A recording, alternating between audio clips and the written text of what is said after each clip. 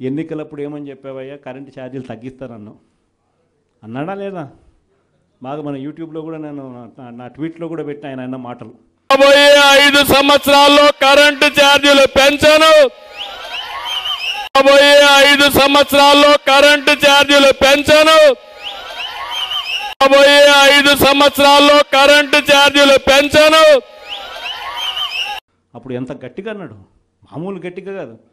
నేనున్నా, నేను తగ్గిస్తా,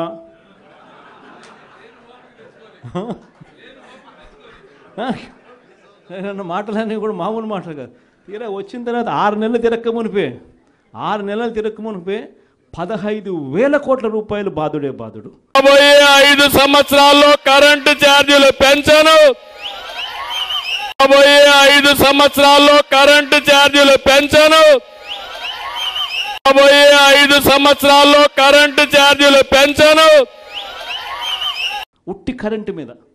సో దీన్ని క్వశ్చన్ చేస్తూ 27వ తారీఖున, 3వ తారీఖున, జనవరి 3వ తారీఖున ఫీజు రీయింబర్స్మెంట్ అందక పిల్లలు ఇబ్బందులు పడతా ఉన్న పరిస్థితులు. మనం ప్రతి క్వార్టర్, ప్రతి 3 నెలలకు ఒకసారి పిల్లలకు 3 నెలలు అయిపోయిన వెంటనే ఫీజులు ఇస్తూ ఉన్న పరిస్థితి మన ప్రభుత్వం.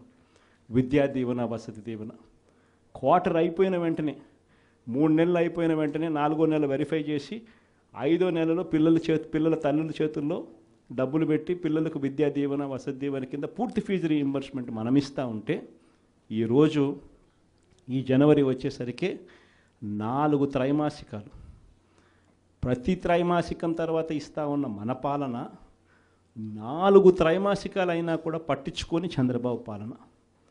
జనవరి, ఫిబ్రవరి, మార్చ్ సంబంధించిన త్రైమాసికం ఏప్రిల్లో వెరిఫికేషన్ చేసి మేలో ఇవ్వాలి.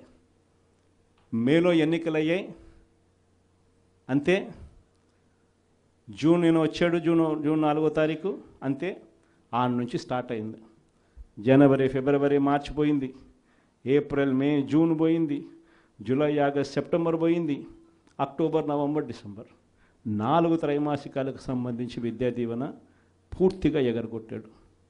వసతి దీవెన కింద ప్రతి ఏప్రిల్లో మనం ఖచ్చితంగా క్రమం తప్పకుండా పిల్లలకు బోర్డింగ్ అండ్ లాడ్జింగ్ ఖర్చుల కోసం ఇస్తూ ఉంటుంది. ఈరోజు చంద్రబాబు నాయుడు ప్రభుత్వం వచ్చిన తర్వాత ఈ సంవత్సరం పూర్తిగా 0. ఈ విద్యా దీవెన, వసతి దీవెన అందక పిల్లలు ఇంజనీరింగ్ చదువులు మానేసి పొలం పనులలో పనులు చేసుకుంటా ఉన్న పరిస్థితులు. కాలేజీ యాజమాన్యాలు ఫీజులు కట్టకపోతే కాలేజీలకు మిమ్మల్ని రావద్దండి అని చెప్పి చెప్తా ఉన్న పరిస్థితులు. ఫీజులు కట్టకపోతే నీకు సర్టిఫికెట్లు ఇవ్వమని చెప్తా ఉన్న పరిస్థితులు. సో ఆ పిల్లల తరపున జనవరి 3వ తారీఖున విద్యా దీవెన, వసతి దీవెన ఎందుకు ఇవ్వడం లేదయ్యా అని చంద్రబాబు నాయుడు ప్రశ్నిస్తూ దాని మీద ఒక ధర్నా. సో ఈ 3 ప్రోగ్రామ్స్ ఈ డిసెంబర్, జనవరి 3వ తారీఖు వరకున మనం ప్రోగ్రాముల్లో అనౌన్స్ చేసినాం. ఈ 3 ప్రోగ్రాములు విజయవంతం చేయడంలో మీ పాత్ర చాలా అంటే చాలా అవసరము, చాలా అంటే చాలా క్రిటికల్ అన్నది కూడా ప్రతి ఒక్కరూ కూడా గమనించవలసిందిగా మీ అందరితో కూడా సవినీయంగా కూడా ప్రార్థిస్తా ఉన్నా. ఇది కాక నా ప్రోగ్రాంలు పార్టీ బిల్డింగ్ గురించి కూడా చెప్పాలి.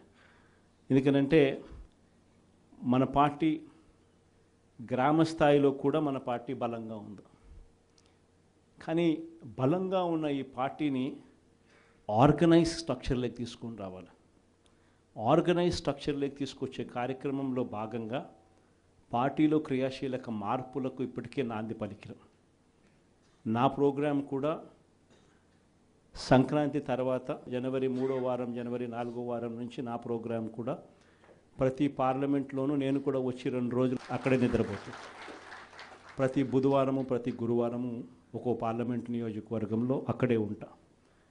బుధవారం 3 నియోజకవర్గాలు, గురువారం మరో 4 నియోజకవర్గాలు, మొత్తంగా ఆ 2 రోజులు అక్కడే ఉంటూ శుక్రవారం కూడా అవసరాన్ని బట్టి